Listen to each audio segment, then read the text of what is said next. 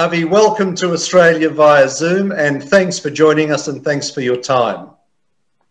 Well, thank you so much, Alan and David, for having me. It's a real pleasure to be with you and your audience. Avi, there is so much we could talk about and so much you have commented on. So as I've mentioned, I've put the link to your website up already so people can visit later. So let's start with the current unity government, and I guess we should put that in brackets with a question mark. How is it going, and how do you see the short-term future panning out? Wow.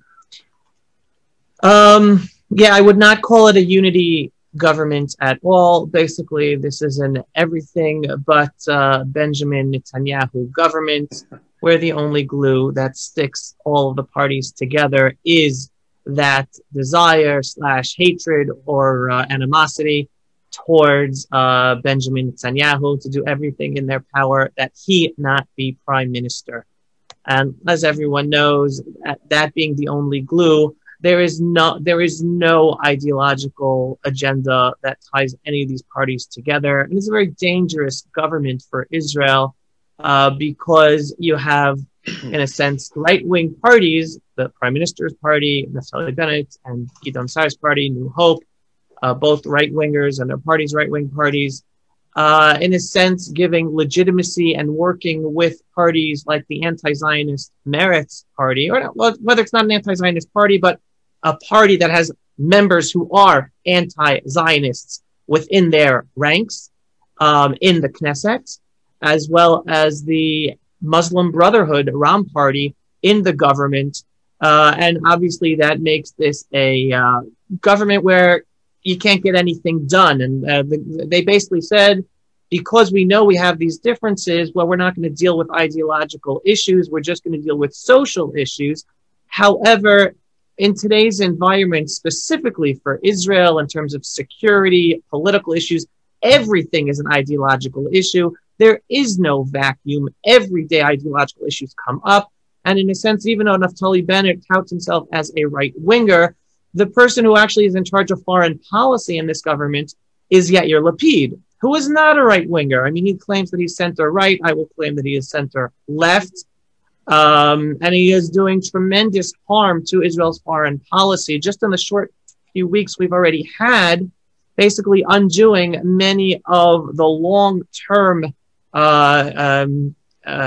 accomplishments it is for Israel geopolitically that Prime Minister Benjamin Netanyahu was able to accomplish for Israel. So again, every issue is ideological, and that's just on the geopolitical security front. So it's going to be very dangerous. Obviously, what I like to say is short term. This government is probably going to last a year, maybe two. It's definitely not going to last 4 years. I'll be pleasantly surprised if it does. As someone who cares about the Jewish character of the state of Israel, of Israel applying sovereignty, not just in Judea and Samaria, but acting properly as the sovereign throughout Israel, in the Negev, in the Galil, in Yaffo, in Ramla, in Lod. On the one hand, this government is going to try to do some good things, that the nationalist public will feel like it's a right-wing government, and I'm sure they will accomplish at some things, but it's going to come at a very, very steep price where many of the security, geopolitical issues are going to be skewed left to the detriment of Israel and be harmful for Israel, as well as societal issues and harming the Jewish character of the state of Israel, when so many of the government's parliamentarians and ministers come from a very left-wing, anti-Jewish agenda as well, which is very interesting. One of Israel's ministers, the head of the Labor Party, Mirav Michaeli, I think she was actually on a television program a few years ago back in Australia. I'm going to bring you into the current events of Israel's government. And it was dealing with family issues. And I posted this video before showing how dangerous the anti-family agenda is. And here she was on an Australian television program, basically touting her support for the government taking control away from parents over children, that parents are dangerous. Even I think her line exactly was, the home is the most dangerous place for children, or the parents are the most dangerous for children. That's the anti-family agenda. That's not even dealing with Jewish identity for the state. That's not even dealing with our borders or with our enemies on a security level. That's the basis of day-to-day life. That is the leftist agenda of, she's now transportation minister. And that's part of the agenda that this government is, we're going to be dealing with. I mean, hopefully they won't do too many things that will be anti-family while she's in power. But again, one of the issues of the agenda that this anti-Bibi Netanyahu government's going to have to deal with. So I like to be realistic. On the one hand, there are going to be things that this government does that will be okay and maybe even good that Bibi Netanyahu did not accomplish. I'm all for that. And if they do that, I will say thank you. On the other hand, the price is going to be steep. And the price is on the geopolitical security issues that we're not going to necessarily be able to be pushing forward and be in a more detrimental situation, as well as societal issues as well. How's that for a short answer? Yeah, I want to come back to Netanyahu, but just to touch on the issue of the day, what's the government's reaction to Ben and Jerry's been? Are they united, or is there a few cracks starting to appear? Okay, very great question, Alan. I wouldn't say cracks, but I will say this is definitely something, a very surprising reality due to this very weird coalition government. Whereas, and I call myself an optimistic realist or a realistic optimist, right? I call things out as they are, but I try to look at things both in the historical perspective and the long-term perspective. And when there are problems, I will say the problems, but I will also point out the good points that have to be focused upon. And this actually is a good point. The good point is, for the first time, you have an issue of a company, an international company, supporting the BDS, boycott, divestment, sanctions movement. And whereas usually you would have the left-wing parties and representatives of the left wing supporting the boycotting of Israel, because they are part of the Israeli government, they have either been silenced, or some of them have even come out against the Ben and Jerry's boycott. So there is something very interesting and positive where here we have left-wingers having to take the stand of not being able to support the boycott. And whereas if this would have been a Netanyahu right-wing nationalistic government, you would have seen many of these left-wing politicians, in addition to many of Israel's media, establishment media, not necessarily going against or strongly going against Ben and Jerry's, because they'd be bringing up the left-wing talking points against Israel being in Judea and Samaria. But because this is a government where the left is part of this government, well, the media is now totally on board coming out against Ben and Jerry's, and all of Israel has basically been mobilized on a public sphere as well to be against this very prominent anti-Israel act by an international company. So this is definitely something very strange because of the reality of this government, but it's a positive strange thing that is a direct outcome of this government. And do you think that that might be because it's a fairly new government? Because ultimately, perhaps when they settle in, any one member of Knesset can almost hold the government hostage on an issue of their choice, can't they? So do you think this might just be a novelty because it's the first issue that's cropped up and they don't want to step out of line too much? That's a good question, but the answer to your question is actually correcting the question, because this is not the first issue that has come up that could potentially have been brought down this government. I mean, most of you might be familiar, and if you're not familiar, the first major issue that came up for this government was the citizenship law, right? The national citizenship law, which basically, just to give some background to people, Israel has a problem where for decades the Arabs took advantage of Israeli citizenship not having laws, that if an Arab from Judea and Samaria or Gaza or even Saudi Arabia married an Israeli Arab, well, they were able to get Israeli citizenship and be able to live in Israel. And in that way, especially the Arab Muslim Bedouin community, they were able to grow their population by exorbitant numbers, because they would bring in 9, 10 women to marry 10 wives from all over the Arab world. And then each wife has 10 children. And that was booming their population. And many of those second generation that were able to seep through and become Israeli citizens then became terrorists, harming other innocent Israeli citizens. So Israel came up with a law to stop that, not allow this being able to just marry an Arab Israeli and automatically become an Israeli citizen. So there was this law, and that law, you have two major parties in this government who are against this law. One is, again, the leftist Meretz party, and the second one is the Muslim Brotherhood Ram party, whose constituents are the Arab Muslim Bedouin, who were the most to take advantage of that law not being in place. That law almost brought down the government because the law did not pass, or has not passed yet. And even since that issue, a number of other issues. Every day there's another issue that potentially brings down this government. So on the one hand, the answer to your question is, when an issue comes up that is too much for any one party to deal with, that's when the government will fall. But we don't know what that issue will be, because in the meantime, they are too much enjoying being in power, in government, and none of them, and having Netanyahu not in power, and none of them want to give up this privilege and whatever time they can have in power. So it depends what issue it's going to be that will bring it down. I think it definitely is going to happen. The question is only what the issue will be, what will bring it about, and how long we have to wait until that happens. Okay, I'll hand over to David. If you've got any questions, you'll need to unmute yourself, David. That's it. Yep. Look, Abby, thank you so much for joining us this evening. During the conflict between Israel and Hamas and Palestinian Islamic Jihad earlier in the year, perhaps the most worrying observation that I would make is the way we saw Arab riots emerge within Israel itself, Arab Israeli citizens. Can you give us your assessment of what happened and how big a domestic problem has been exposed? I'm going to answer from the end. And I am very happy that you phrased it in that way. How big of a domestic problem has been exposed?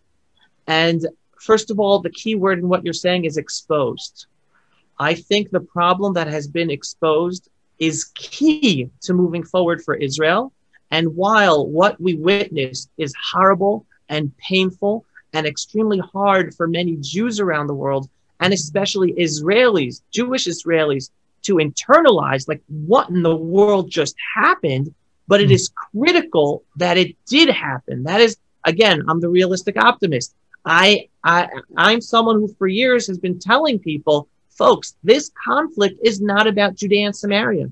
It's not about Gaza. This is a religious conflict. You're talking about an ideology within the Muslim world, not all Muslims, but an ideology that exists within the Muslim world that cannot tolerate Jews having sovereignty and living in our own ancestral homeland.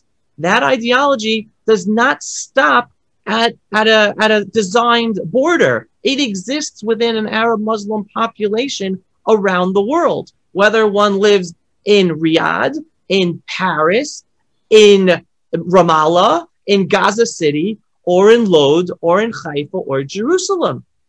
And the fact that the Arab Muslims who are Israeli citizens, who have freedom and equality, and that they work in our hospitals, that they work as Knesset members, they work as judges, they work as police officers, that within that population of Israeli citizens with total freedom and equality, it is critical that that has begun to be exposed for the Israeli population to wake up and realize our conflict is not about land.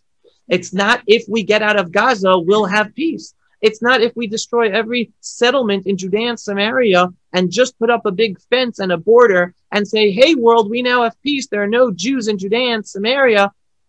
Let's have hummus in Damascus. No, that is not going to solve the problem, because the diagnosis of our issue is misdiagnosed. And as any doctor knows, if you give a medicine or a treatment to a misdiagnosed problem, well, no matter what the treatment or solution you give is, it's not going to work. Hence, the two-state solution is not a solution to the correct problem, because the problem is not about land. The problem is about the ideology within the Muslim world to not allow the Jewish people to live and be sovereign in our homeland. Hence, the problem exists within our own Arab Muslim population who are Israeli citizens. So this is all part of the wake-up process that is necessary in order for there to be enough public support within Israel to finally take care of the problem.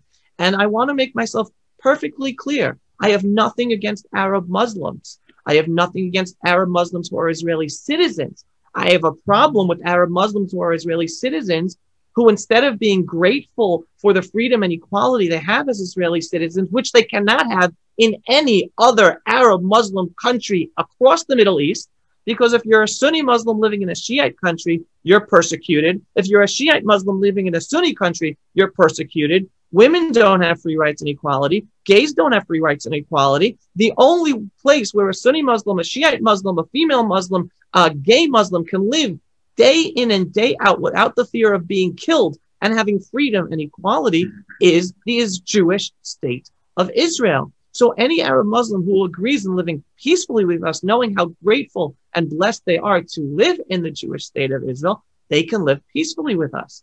But that ideology of getting rid of the Jewish state of Israel, which we were shown that plenty of Arab Muslim Israeli citizens abide by because they willingly used violence against their own Jewish neighbors literally who lived down the hall from them, like in the cities of Lod and Ramla, where you had neighbors crashing down the doors of their Jewish neighbors trying to come in and harm them, which didn't make the headlines, but that happened.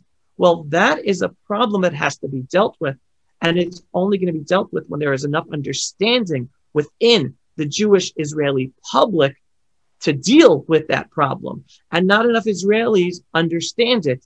And because of what happened in the latest conflict, more Israelis do. Unfortunately, more bad has to happen until more Israelis wake up for us to really have the leadership and the decision-making to deal with the problem. I mean, does that make Har HaBayit, the Temple Mount, the tip of this issue? If you say it's a religious issue, we have seen some ugly scenes on Har HaBayit. There is always the tension as to whether Jews can pray there, whether they can even go up there. And of course, we had recently Mansour Abbas, who's now part of the government, saying essentially that Jews have no rights on the Temple Mount or even at the Kotel. How's that being perceived? How's that being pursued? It's being ignored.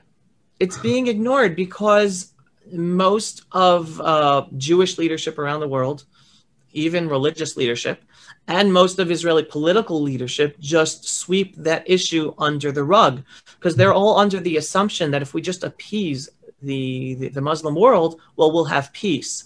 And I come from a totally different perspective, a totally different understanding of reality. And again, I'm sure you all know of Dr. Mordechai Kedar. I'm a big chassid of his, a big student of his, and listening to what he has to say. He's been an AJA guest as well.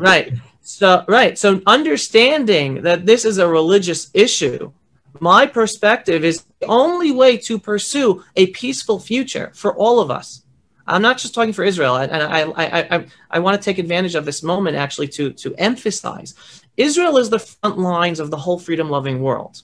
The way we're dealing both with, I'm going to bring in something else in a second, the way we're dealing with the Muslim world as well as the ideological, progressive, woke world, we're basically on the front lines for the whole freedom-loving world. Australia, England, America, Europe, all right? So in terms of the Muslim world, the concept that we have to appease the Muslim world, that anytime they threaten violence, well, if we just appease, we'll have peace. No, it's exactly the opposite. Whenever we appease the threats and violence of the Muslim world, that just makes their appetite to achieve even more and push their desires even more. That pushes peaceful coexistence further away for all of us. The only way to achieve a peaceful future with the Muslim world, not just for Israel, but in Australia, America, Europe, Canada, etc., is if our leaders stand up and throw down the lay of the law, saying no more appeasement. There is an equal law applied to all of us. And when it comes to Israel, the only way we will achieve that, and I believe Israel should be on the front lines, is the first step has to be the Temple Mount. Freedom of access and freedom of worship must be allowed for all on the Temple Mount. There's a famous poem by an Israeli poet, Greenswag. I forgot his full name at the moment. Forgive me. Where he says, "Whoever controls the Temple Mount controls the future." Right? In dealing with the world, the Muslim world, the fact that we allow the Muslims to dictate the laws on the Temple Mount, that there are, I think, 12 entrances to the Temple Mount, and 11 of them are open to the Muslims. Non-Muslims only have access to one.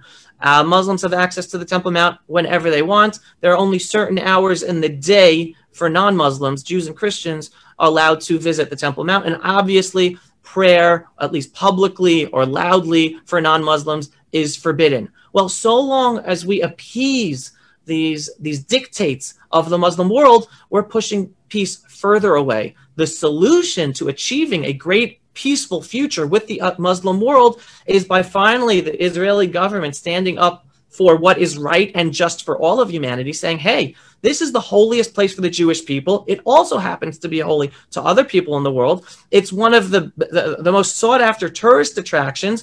It is 100% wrong that there is discrimination between all non-Muslims. All gates should be open to all. Access should be the same for all. Freedom of worship. I mean, it was Isaiah and the prophets who said that the Temple Mount is supposed to be a place for all nations to be able to pray. The only way to give the Muslim world the message that they can no longer threaten us with violence and get away with their terror is actually with the first step being freedom of access and worship for all on the Temple Mount. So, and once the Muslim world gets that message, they will threaten World War III. They always will. But they're pushing to World War III no matter what the Western world does. And the way to stop it as soon as possible is finally to stand up for justice and equality and true freedom of access and true freedom of religion, starting on the Temple Mount. But until that happens, the whole world is going to continue to falling over ourselves backwards, continuing to appease the threats and violence of the Muslim world, where not only are the ones who suffer the Jews and non-Muslims, but plenty of Muslims who want to get on with their lives and not feel threatened and feel the violence within their own communities. Avi, I see there's a bunch of questions, but I can't let you go without making a comment on one more big change which has occurred recently. And that, of course, is the change in the US administration. So can we get your perception on the change, the Biden-Harris administration, as it affects Israel?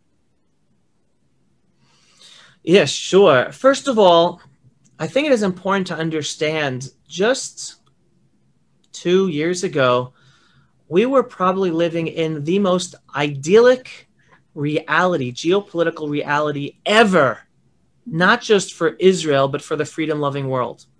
With a President Trump as president of the United States of America, pushing America in the right direction, at least that's my opinion, pushing in the right direction in so many ways, together with Prime Minister Benjamin Netanyahu being Prime Minister in Israel for Israel. And it wasn't just to the benefit of Israel, the benefit of the whole Middle East. Again, the Abraham Accords was about understanding the reality of the Middle East, that the only reason peace is not happening here is not because of Israel and the Jewish people. It's because of the terror and violence of a so-called fake cause called Palestine based on a bunch of lies. And with putting that issue aside, there are plenty of Arab Muslim countries who are very interested in moving forward and normalizing relations with the Jewish state of Israel to benefit their societies as well. And that is what was happening under the President Trump, Prime Minister Benjamin Netanyahu regime, pushing our whole region into a better future. Now with the Biden administration in America and this crazy government we have in Israel, everything is going backwards. So on the one hand, I can be pessimistic and say this is horrible for the world.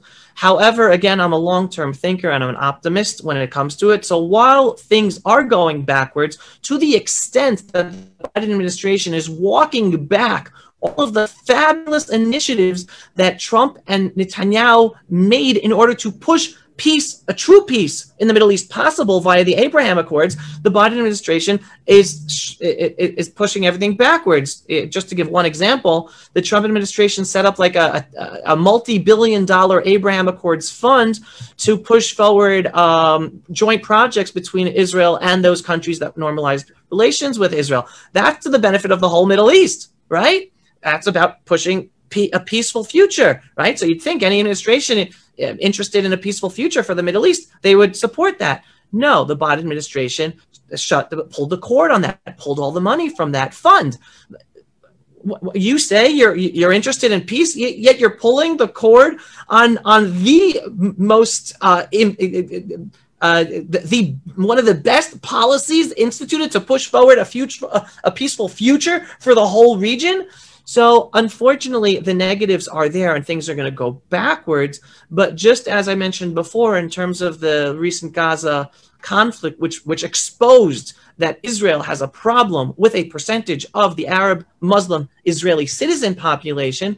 So what we're experiencing now is a wake-up process for all of humanity, for the whole freedom-loving world, where we're going to have to experience this horrendous Biden administration, this crazy Israeli government where things are going to go backwards separately and together, to wake up more and more citizens to be empowered to move forward in the right direction. We're seeing masks fall off everywhere. All right. And that's what we're experiencing. So I don't like focusing on the negative. I like pointing out the negative, but highlighting that it is obviously, I'm a believer, I'm a religious Jew. Things are necessary in what's going on in order to wake people up so that we are all enabled and empowered to move forward to the better future that we know is possible because we're all more educated and understanding of reality. Yeah, thank you, Avi. You're building a fan base as you speak. And I'll just mention to people that if they want to see more of what they're getting tonight, they can go to your website, pulseofisrael.com, and you make these fabulous little videos. Some of them are a couple of minutes, some of them are about 10 minutes or so, and that you explain things so well. We'll go to questions. I've got Reuven, Dennis, Ron, Andy, and Terry. So, Reuven, you're first. Please unmute yourself and ask your question.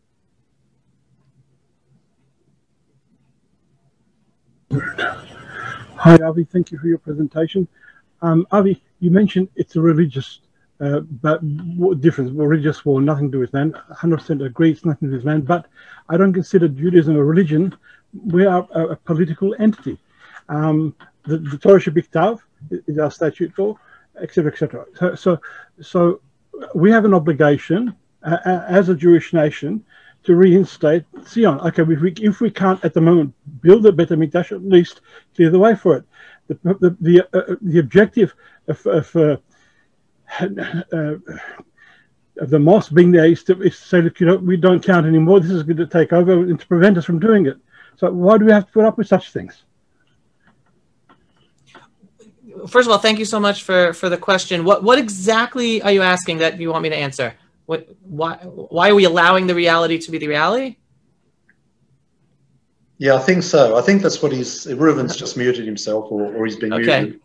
I think that's what he's saying, yes. Sorry. Great. Yeah, so now what I'm asking is, why do we need to put up, okay, they're going to make a clamour, whatever we do, right? So why can't we just say, no, okay, the Temple Mount is no more access, finished? Okay. All right. So first of all, I'll deal with the first point and then answer your question. The first point is I agree with you that the Jewish people we're not really a religion. We're a nation. 100%. It's important to understand what we're experiencing today. I think it was Bernard Lewis who called it the clash of civilizations. What we're experiencing today is the clash of civilization, and you're talking about the Muslim desire to overtake the world against the whole rest of us, the Jewish world, the Christian world, etc. So whether you want to call it a religious war, or couch it in whatever other terms, that's what's going on. Right? Putting the semantics aside, answering your question, why do we put up with this reality? Well, first of all, I'm not putting up with the reality. That's why I'm vocal. That's my way of not putting up with reality. Understanding that there are two levels we're dealing with in order to change our reality. The one level is the political level, right? Because in the end of the day, we need the politicians to make the decisions. If the politicians don't make the decisions, well, no matter what we say won't make a difference. But in order for the politicians to make decisions, we have to educate the masses to put the pressure upon the politicians to then make the correct decisions. So today there is no public pressure. There is very little understanding of these issues within the public to even have pressure put on politicians to make the right decisions. Like, with all my respect for politicians, at the end of the day, most of them are in their seats just trying to keep their seats and trying to do the best job they can, but they're not very educated about every issue. And whatever interest groups are there besides them are telling them how to vote for any issue. Thankfully, in Israel, more and more people with an ideological backbone are running for Israel's Knesset. So we're getting, with each year, we're getting more and more solid ideological representatives to push for the correct initiatives to make the changes we want to happen. But again, in order for there to be enough politicians to be raising their hands for the votes we believe are necessary to change the reality, we have to educate more and more of the public. And that's basically the role that I pride myself on trying to play by being a voice to wake up more and more people. And two things, because like you, Ruvain, for instance, or Roger, you're one of these people, you understand that already. Well, there's two different levels of educating people. One is the level to educate people of information that they didn't know before. And the other is people who know this information, but because we're such a minority, we are usually afraid to voice our opinions because we are always delegitimized and silenced, whether people are silencing us or we just don't feel comfortable in the social environment to voice our opinions because they're not politically correct. So I pride myself on being that voice to be the non-political correct person, to help the person at the water cooler, at the Shabbat table, or at even the synagogue to be able to feel confident in his position and possibly even voice it, even though he's going to get attacked by everyone around them because they don't understand.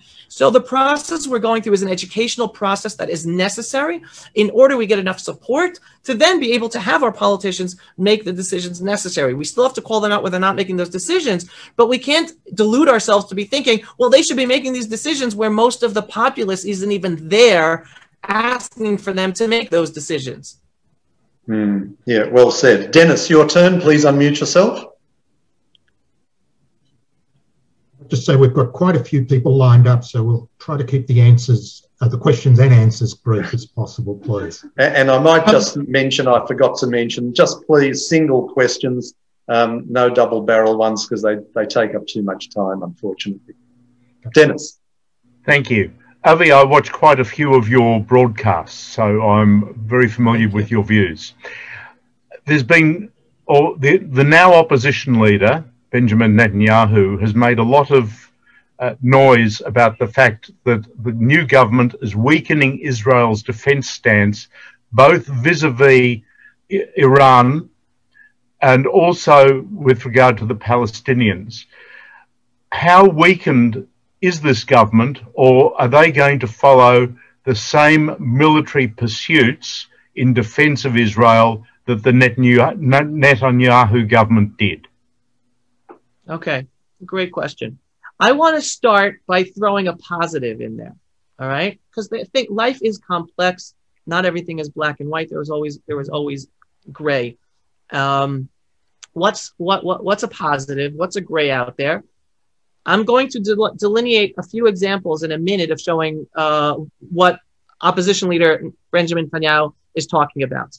Before I do so, though, one example of a positive of this government is last week or 2 weeks ago, when the Gaza terrorists were putting up terror balloons to fly over into Israel and then create fires, arson, terror fires, and destroying Israeli land and potentially harming Israeli civilians. That was the first time the Israeli government ever acted by firing upon the terror balloons. All right, and it was it was this government, this crazy government with Naftali Bennett as prime minister, who said Benjamin Netanyahu as prime minister never allowed the Israeli military to respond as forcefully to the terror balloons. We will. All right, so that's just throwing in some gray into this whole situation. So for that, I have to take my hat off and say kudos to Prime Minister Naftali Bennett for treating a terror balloon like a rocket. In terms of letting Hamas and Islamic Jihad in Gaza know we're not going to tolerate anything, not even the terror balloons. All right? That's one thing. Now, we have to couch it like this.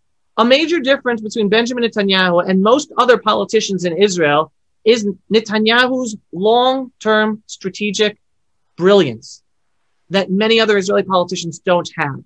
So with many of my own personal complaints that I voiced over the years against Netanyahu for things he didn't do or didn't do well enough, whether security-wise, whether dealing with the Israeli justice system or with Judea and Samaria, sovereignty, etc., with all of those things, he still far outweighs any other Israeli politician in terms of strategic, long-term geopolitical thinking to keep Israel safe.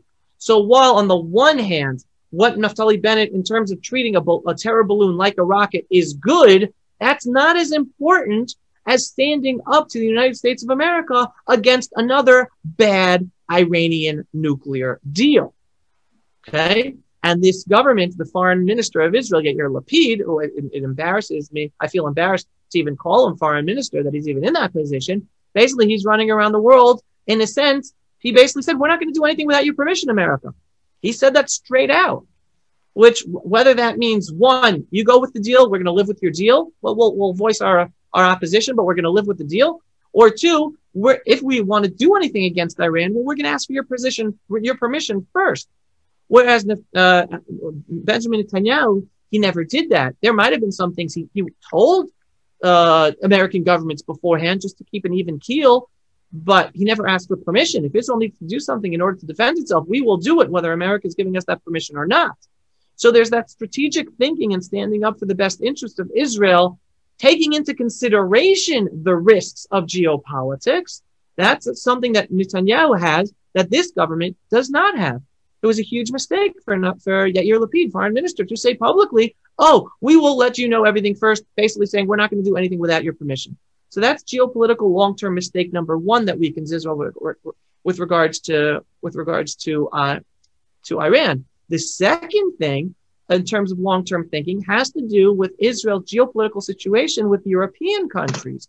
As we all know, even though the established Jewish world and Jewish organizations all love to talk about how Germany is a friend of Israel, how France is a friend of Israel, how Britain is a friend of Israel, well, when push comes to shove to United Nations votes, many times those countries do not side with Israel. They vote against Israel.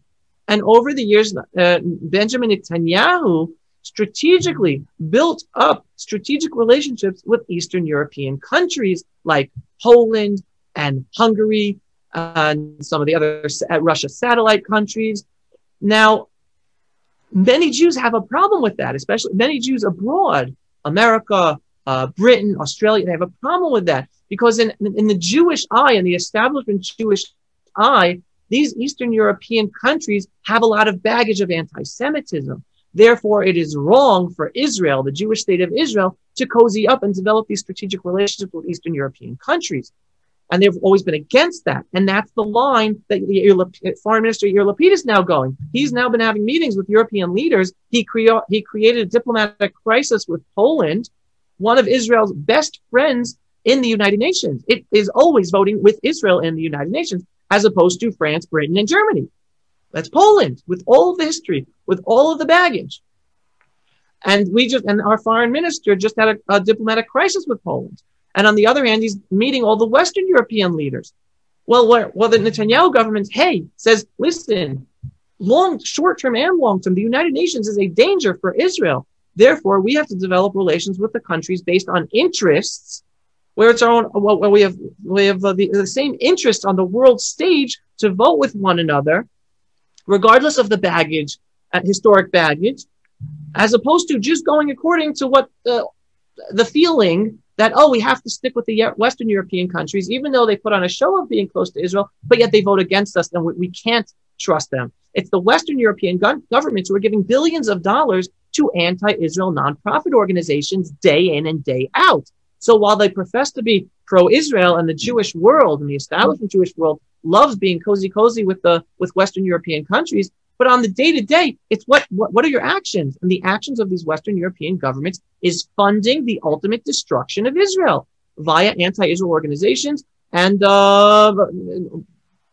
right, so that's something that Foreign Minister Lapid, whether he understands or wants to ignore, he's creating extreme short-term and long-term damage to Israel. Because if we lose the votes of the Eastern European countries in the United Nations, we're up a creek without a paddle. And that's the direction he's pushing Israel to go to, because of his weak understanding and the more leftist understanding of the world, which ignores the reality of geopolitics. Yes, thank you. Ron, you can unmute yourself, and then we've got Andy, Terry, Gary, and David. Hi, good evening, Avi. Hello. Good evening. Good evening. Bennett is the Prime Minister of Israel, but the impression I get is that it's a bit of a kind of Volkswagen Beetle government where you've got the engine at the back, and Lapid is actually running the show and the agenda with the European Union, with Tisha B'Av, Nahar Bayit, with America and so on. And he seems to be, so is he the de facto Prime Minister of Israel, running it from the back, the engine at the back?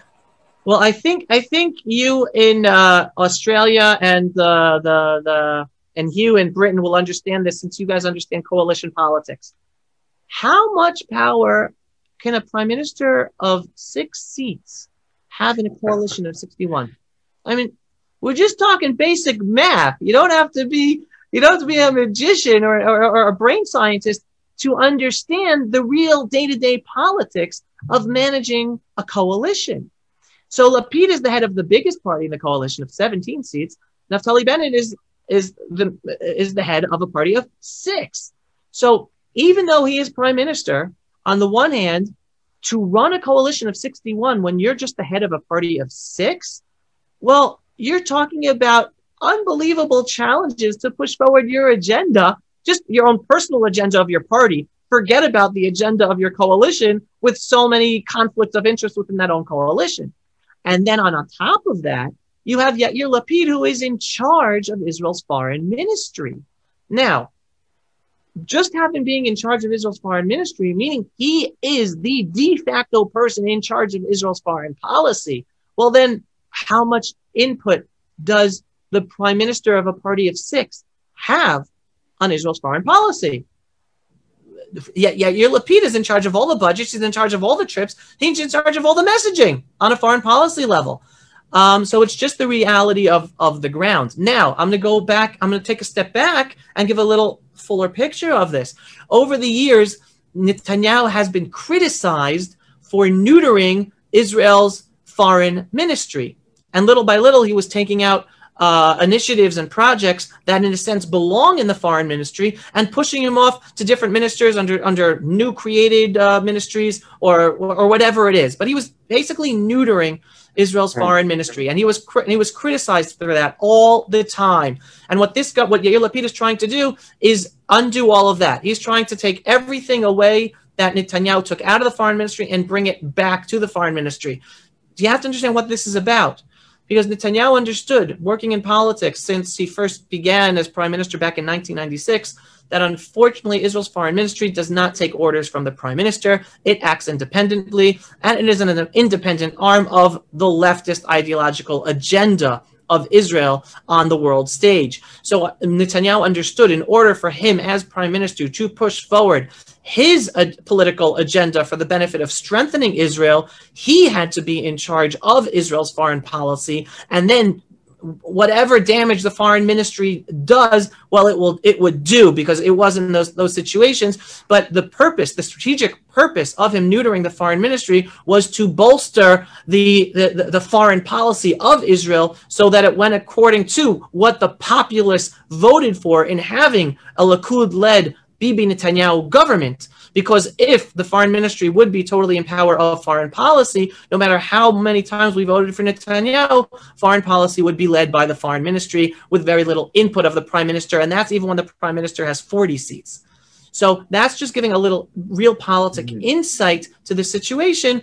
And basically what Lapid's doing is he's bringing everything backwards, undoing everything Netanyahu did in order to help Israel on the foreign policy perspective. And again, Naftali Bennett has nothing to say, because he's just the leader of a party of 6, and Lapid is the head of the foreign ministry. So that's I hope that gives a little bit of more understanding. Yeah, fascinating stuff, Avi. Andy's in Israel, Avi, so she doesn't come from there, as you will hear. So Andy, please unmute yourself, which you have, and ask your question. Okay, thank you. July of 2018, Israel passed the basic law where Israel is a nation, the state of the Jewish people. Some of our Druze members, our friends, and Bedouins don't like this law. What is your thought on it? Fabulous question. My thought on it is, I'll give one word and then extrapolate. Politicized. Okay. The nation-state law of Israel was politicized. It is an extremely, extremely important law. You have to understand the major, and then I'll deal with the complaints about it, and especially from Israeli the Jewish community, who are a very loyal population. But I'll start from the end. It does not cause any problems to any population. It does not make any difference to anyone's life if he's not a Jewish Israeli. No difference whatsoever. Makes no difference on anyone's life, short term or long term, if you're not Jewish in Israel. Okay, meaning that's how it was politicized. And what was politicized about it? It was politicized because it did not use the word equality for all citizens. That's it. That's how it was basically said, because the equality of all citizens was not part of this nation-state law. Therefore, Israel is not an equal place, and it is discriminating if you're not Jewish. Lie. Total lie, politicized in order to generate a pushback against the law, and to have the law voted down, whether by the Knesset, Israel's parliament, or in the Supreme Court. Now, why is this law so important? Because, first of all, the reason it wasn't necessary to add in equality in the nation-state law is because Israel's Declaration of Independence includes that. And Israel's Declaration of Independence is used as a legal document by the Supreme Court in making rulings. So the fact that equality of all citizens is in Israel's Declaration of Independence, it was not necessary to be put in this nation-state law. It already exists, right? It wasn't being changed.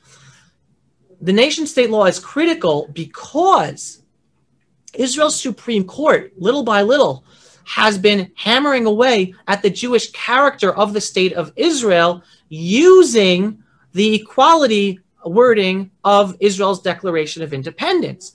Meaning there is an anti-Jewish agenda within left-wing organizations and politicians in Israel to have Israel stop being a Jewish state and instead just be a state like any other state, just with a potential majority of Jews who live here.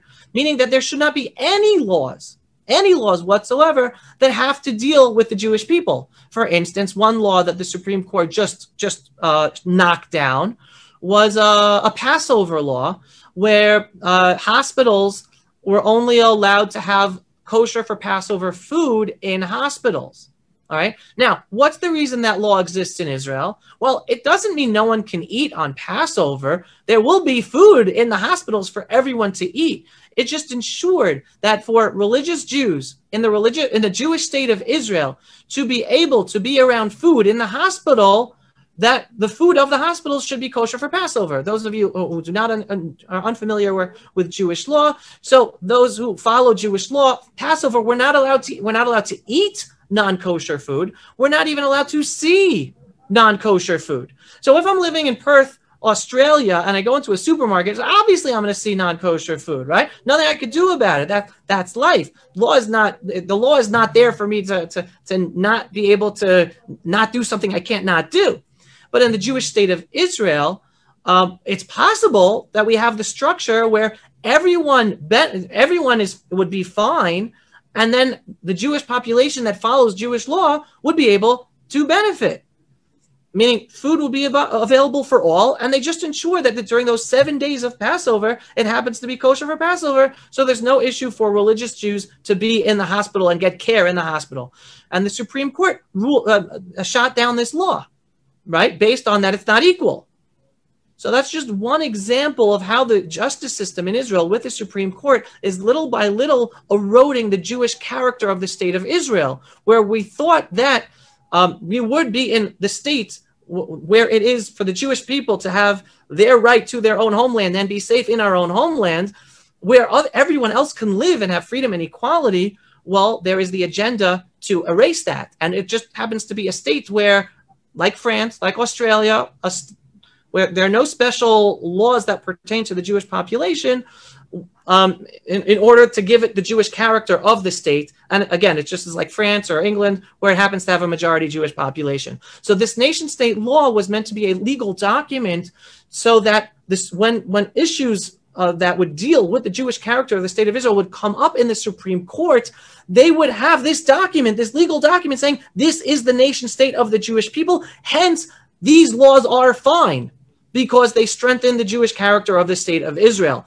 And the reason they worked so hard on this law is because without this law, the Supreme Court would continue the already pushed forward agenda of eroding the Jewish character of the state of Israel by knocking down laws and not allowing Parliament to pass new laws that are about strengthening the Jewish character and defending the Jewish people in our own Jewish state of Israel. I hope that gives a little more background and understanding. Certainly. Thank you, Avi. Now we'll take one more question from Terry. Apologies to Gary and David. We do like to finish sort of close to time. So Terry, please unmute yourself and ask your question. Hi, thanks for your talk. I can't tell you how much of it I agreed with and how often I was clapping.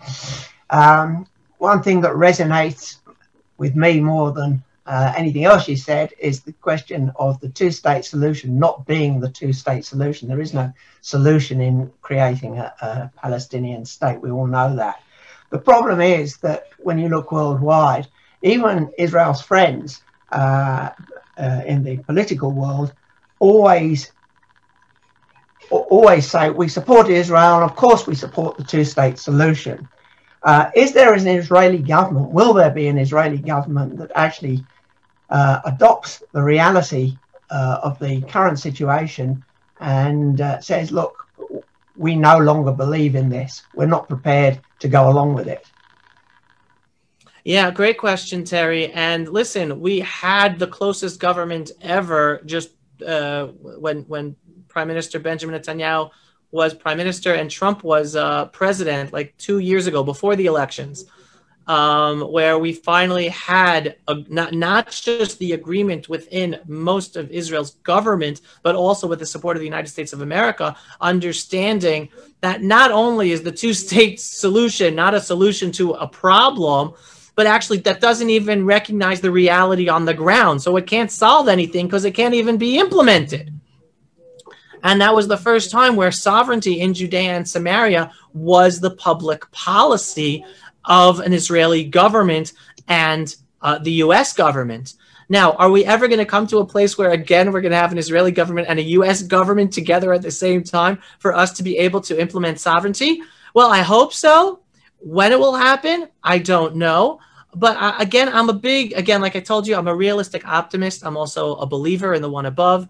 And because I know the reality on the ground is that we will never have peace until we do have sovereignty in Judea and Samaria, right? The only time the Muslim world is going to get the message to stop terrorizing all of us in Israel and Australia and America is when we stand up for ourselves and our God-given rights, and even the right to live and not allow their terror, is when, and part of that, the symbolic and very real act of Israel applying sovereignty in Judea and Samaria, letting the Arab Muslim world, there will never be a state called Palestine, and the Jews having freedom of worship and access on the Temple Mount. That will bring peace. So it's going to happen. The question to me is not if, but when. And like I tell my mother, because I try to be a good Jewish son and talk to my mother, and she raises the issues and her concerns all the time about reality, and she's one of my biggest fans, and she's always, what, this is an issue, so how are we going to get out of it, right? Oh, things are getting bad. And I like to tell my mother, Ima, things are going to get good, but things are going to get a lot worse before they get better.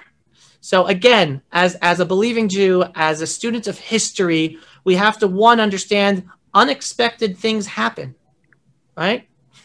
All the time. Bad things happen, and then unexpected things happen that turn things around. So we can never lose hope. No matter how bad things are going, never lose hope. And the second thing is, again, then as a believing Jew, and believing that the Jewish people being back here finally and rebuilding our ancestral homeland as the sovereign for the first time in 2,000 years, developing Israel to be one of the most well-respected, powerful, not just militarily, but economically, countries in the world. And we did this in only 70 years. Well, I do believe we're in the path of moving forward to even better times. That doesn't mean we're not going to have bad times in the meantime. And in terms of the world, listen, the world has been wanting to have Israel destroyed since 1948. Do you know? Most of you are older than me, and I don't know how many of you were alive or know the history of the vote for the UN partition vote. Israel had to work extremely hard. The Jewish people, there was no Israel. The Jewish leaders had to work extremely hard to get the votes of the world, even to have the partition plan. And many of our so-called friends, they didn't want to vote for it. And even after the vote, I mean, many people do not understand this. Today we look at the world and we say America is our best friend. Well, after 1948, America was not our best friend. Russia was Israel's best friend. All right? On a historic level, America did not support Israel until after we won the 1967 Six-Day War, right? Which also shows you that geopolitics is not about justice. It's not about friends. It's about interests. It was only when America saw that Israel miraculously beat back the whole Arab Muslim world in a miraculous war that can't even be taught at West Point because there's no logic to it. It's only then that America said, okay, now we're siding with the good. We're siding with the strong boys. We're going to support Israel. Until that time, Israel had to run around between Russia and France. We didn't have big America before 1967. So the bottom line is, even though the world has wanted Israel to be destroyed and not even to exist since 1948, we're still here. We're getting stronger every day, even with ups and downs. And we cannot be bothered by the pressure of the world. We have to be focused on our own goals and our own just future. I pay attention to the world in order to call out the world. But then I give over the message, folks, spread the message of truth and the justice in our cause, in our identity, in what we're doing here in Israel, which is a blessing to every Arab Muslim who lives in Israel. Stay focused on what we're achieving, stay focused on the goal, and forget about the noise of the world. That's always going to be noise from the world. We've succeeded regardless of the noise and the problems of world politics. So don't let that get you down. Be proud in your Jewish identity. I don't know if everyone's Jewish or not. Be proud in your Christian identity if you're Christian. It's our identities that push us forward, and not to let the outside world influence and change us.